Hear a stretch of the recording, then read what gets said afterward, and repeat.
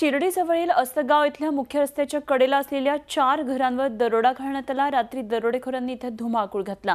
यावेळी घराबाहेर झोपलेल्या देवबाई खिलारी यांच्या गळ्यातले आणि कानातले दागिने ओरबाडून त्यांची हत्या करण्यात आली। तर नळे कुटुंबातल्या 4घांनाही दरोडेखोरांनी जखमी केलं। माहिती मिळताच पोलीस घटनास्थळी दाखल झाले, पण या घटनेचा निषेध म्हणून ग्रामस्थांनी सर्व व्यवहार बंद ठेवले। पोलिसांच्या कार्यपद्धतीवर ग्रामस्थ नाराज असल्याचं बोललं जात आहे।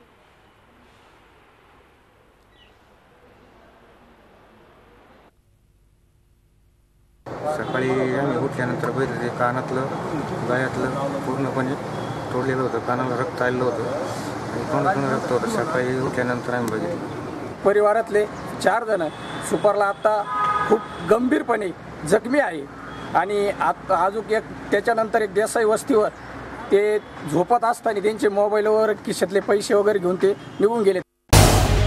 झी 24 तास रहा एक पाऊल पुढे।